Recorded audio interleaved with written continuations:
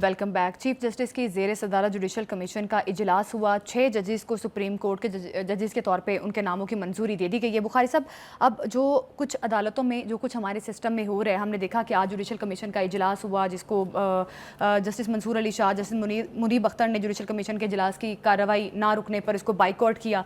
तो बुखारी साहब, ये जो चीज़ें तमाम तर चीज़ें हो रही हैं, एक तरफ हुकूमत की 26वीं आईनी तरमीम है और दूसरी तरफ इनका अदालतों में जो डिवाइड देखने में आ रहा है, क्या लगता है आपको ये हमारे सिस्टम में बेहतरी लेकर आएगा या मज़ीद जो है वो तब्दीलियाँ, इस किस्म की तब्दीलियाँ मज़ीद बिगाड़ की वजह बनेगी? देखिए, बुनियादी बात यह है कि जो 26वीं आईनी तरमीम मंजूर हुई है, पार्लियामेंट ने की है, 2/3 मेजॉरिटी के साथ की है, लिहाजा सुप्रीम कोर्ट के लिए वो सुप्रीम है।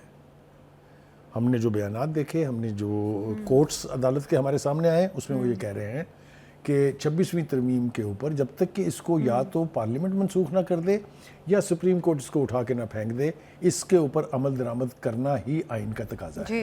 तो एक तो ये ओपिनियन बिल्डअप हो रही है, लिहाजा इसके बरक्स जो भी काम किया जा रहा है वो खिलाफ कानून है। मिसाल के तौर पर आज जुडिशल काउंसिल का इजलास था जिसने जजेस की अपॉइंटमेंट करनी थी। सुप्रीम कोर्ट के लिए 6 जजेस का उन्होंने ऐलान कर दिया है, बावजूद इसके कि वकला बाहर सड़कों पर एहतजाज कर रहे थे। बिल्कुल।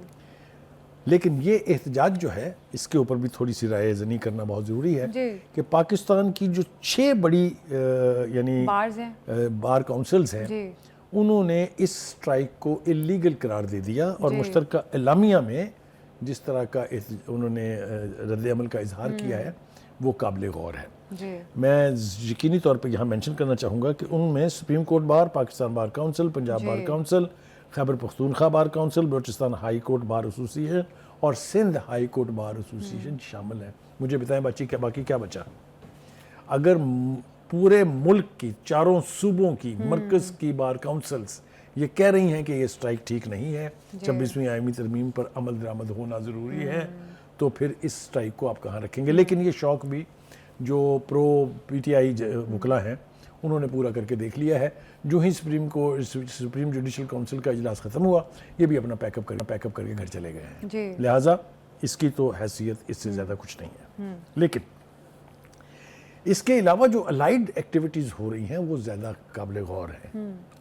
पहली बात तो यह है कि जो इमरान खान साहब ने जर्नलिस्टों से बातचीत की है, जो उनकी बहन नलीमा खान ने बाहर आके उनके हवाले से गुफ्तगू की है, वो सारी को अगर आप देखें तो 2-3 चीज़ें हमारे सामने हैं। एक तो ये कि क्या वो पाकिस्तान के जमहूरी सिस्टम जो है, चाहे वो पार्लियामेंट है, चाहे वो आईनी इदारे हैं, उन पर उनका फेथ है या नहीं है। तो बिल्कुल वाज़ेह है कि वो नहीं समझते कि उनको उनकी मर्ज़ी का हल इन अदारों से मिलेगा, लिहाजा उन्होंने ये खाता ही बंद कर दिया। जो आज की गुफ्तगू है उसमें उन्होंने बिल्कुल वाज़ेह तौर पर कह दिया है कि जी हमें इस पार्लियामेंट से भी कोई तवक्को नहीं है। देखें, इस हवाले से 2 आरा मौजूद हैं। आप बाहर की तो बात छोड़ दें, हमारे अपने दफ्तर में 2 आरा मौजूद हैं। बिल्कुल ऐसे एक ग्रुप का ख्याल ये है कि खान साहब को मुकम्मल आज़ादी होनी चाहिए कि वो एहतजाज भी करें, वो अपनी पार्टी को दोबारा इक़्तिदार में लाने के लिए कोई भी रास्ता इख्तियार करें। और दूसरे ग्रुप का ख्याल ये है कि अगर वो उनकी हरकत या उनकी मूवमेंट जो है या उनकी तहरीक जो है वो आइन के ख़िलाफ़ है तो इसकी इजाज़त नहीं होनी चाहिए। तो डिवाइडेड ओपिनियन तो मौजूद है, लेकिन हम यहाँ थोड़ा सा ये तय करने की कोशिश करते हैं कि खान साहब असल में करना क्या चाहते हैं। बिल्कुल। देखिए, 2018 के इलेक्शन के बारे में वैसे तो रेलेवेंस नहीं है उसकी कि अब हम बात करें, क्योंकि चीज़ें बहुत तेज़ी से आगे बढ़ गई, लेकिन वो भी धांधली ज़्यादा इलेक्शन करार दिया गया था। और मैंने तो एक प्रोग्राम में ये भी कहा था कि 1970 के इलेक्शन को छोड़ के मुझे बताएं कौन सा इलेक्शन है जिसके ऊपर कंसर्न पार्टियों ने ये नहीं कहा कि इसमें धांधली हुई है। बिल्कुल। तो ये भी अब कोई नई बात नहीं लगती है। हमारे यहाँ ग्रेसफुल अंदाज में हारने का फ़नी नहीं आता किसी सियासतदान को। बिल्कुल ऐसे। ठीक है जी, हार गए हैं तो धांधली है, जीत गए हैं तो क्या बात है। एनीवे, देखिए, दरअसल हकीकत मेरा ख्याल ये है कि खान साहब एक बार फिर फ़ौज को पुल बना के इक़्तिदार में वापसी के ख्वाहिशमंद हैं।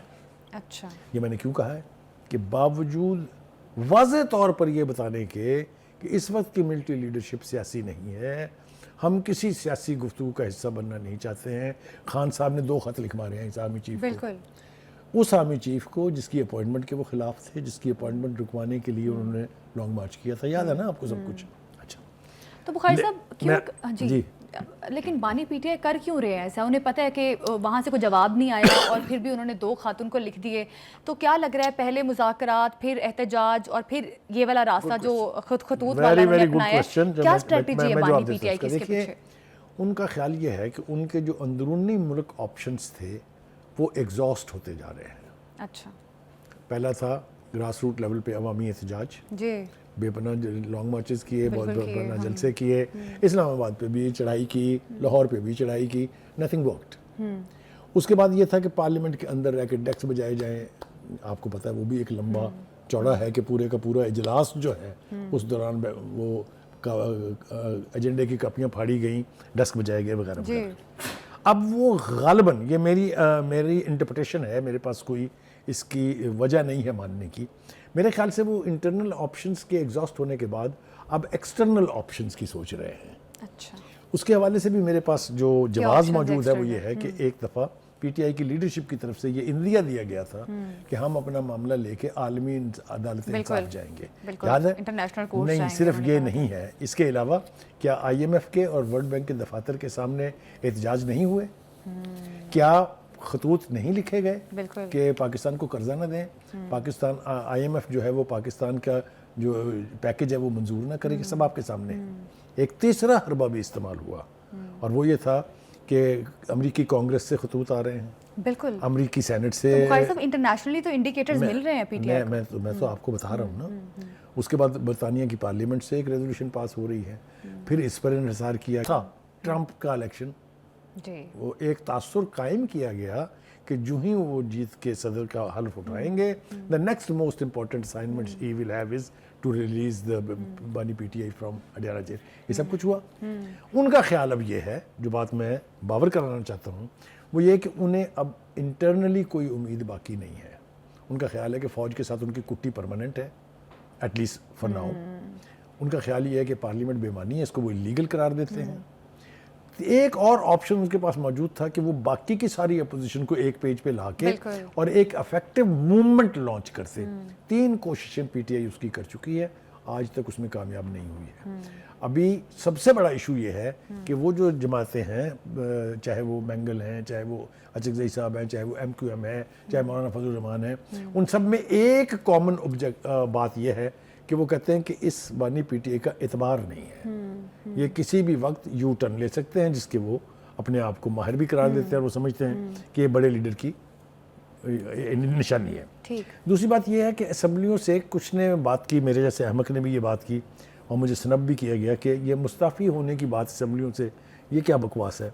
تو اس بکواس کا تجربہ بھی پی ٹی آئی کر چکی ہے. اگر آپ کو یاد ہو, خیبر پختونخوا کی اسمبلی, نیشنل اسمبلی اور پنجاب اسمبلی سے مستعفی ہو کے دیکھ لیا کیا تباہی کرائی پی ٹی آئی نے اپنی. اچھے خاصے حکومت میں بیٹھے ہوئے تھے, پتہ نہیں کیا سوجی خان صاحب کو, تو اس کا نتیجہ بھی آپ کے سامنے ہے کہ اقتدار سے محروم ہونا پڑا انہیں, اور اب تک وہی بینڈ جو ہے وہ بجائی جا رہی ہے. یہ تو ہو گیا ایک طرف. خیر بخاری صاحب, اب آپ کی بات بالکل درست ہے. بانی پی ٹی آئی کی یقینی طور پہ کوئی نہ کوئی وزڈم بھی ہوگی. جب آپ قلم اٹھاتے ہیں نا, کوئی اپنی قلم سے جنگ شروع کرتے ہیں, تو میرا خیال ہے اس کے پیچھے ایک دانشور کی کوئی نہ کوئی وزڈم ہوتی ہے. لیکن بخاری صاحب اب اس میں لفظ دانشور جو ہے وہ کوٹس میں ہے. بالکل ٹھیک ہے بخاری صاحب, لیکن پی ٹی آئی کو جتنے چیلنجز کا سامنا کرنا پڑ رہا ہے, یہ ثوابی والا جو جلسہ تھا, سب کی نظریں تھی کہ بہت کامیاب ہوگا اور بہت امیدیں بھی پی ٹی آئی نے باندھی ہوئی تھی, لیکن یہ ان کا احتجاج بھی ناکام ہوا. اس کے پیچھے کیا وجوہات ہیں, کیا وجہ ہے؟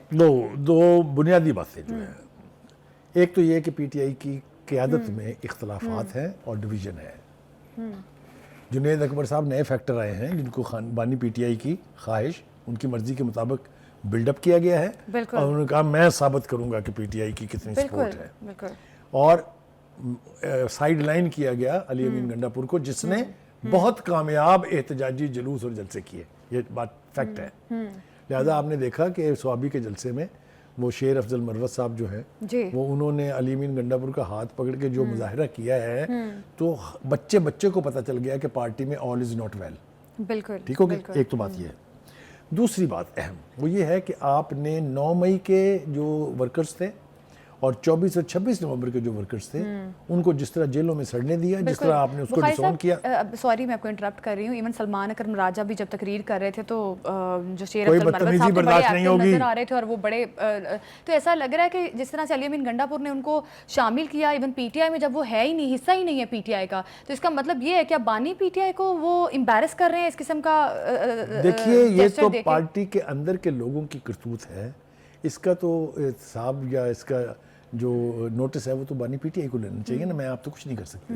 لیکن میں واپس وہیں جاؤں گا جہاں سے آپ نے مجھے ڈیریل کیا ہے, وہ یہ ہے کہ جس طریقے سے ورکر کے ساتھ کیلسنس کا ثبوت دیا گیا, پہلے ڈسون کیا گیا کہ ہمارے لوگ نہیں ہیں, اس کے بعد وہ جیلوں میں چڑھ رہے ہیں, 1.5 سال سے ان کے ٹرائل ہو رہے ہیں, کچھ کو سزا ہو گئی ہے, کچھ ابھی تک جیلوں میں ضمانتیں تک نہیں ہو رہی ہیں. یہی حال پنجاب میں پی ٹی آئی کی لیڈرشپ کا ہے, چاہے وہ یاسمین راشد ہیں, چاہے وہ اعجاز چودھری ہیں, چاہے وہ عمر چیمہ ہیں, چاہے وہ مامور رشید ہیں, وہ رشید صاحب جو ہیں, محمود رشید صاحب جو ہیں, ان سب کا جو حال ہو رہا ہے, اس کے بعد مجھے بتائیے پنجاب سے کیسے لوگ نکلیں گے باہر؟ نہیں نکلا نا کوئی. انہوں نے کہا تھا جلوس اور قافلے آئیں گے, کدھر گئے وہ قافلے؟ بالکل, وہ کہہ رہے فنڈز کی کمی بھی تھی. اور پھر دیکھیے آپ نے پہلے کہا میں علی امین گنڈا پور سے فنڈز نہیں لوں گا, باقاعدہ پریس کانفرنس میں کہا, پھر لے بھی لیے, پھر سرکاری ذرائع استعمال بھی ہوئے.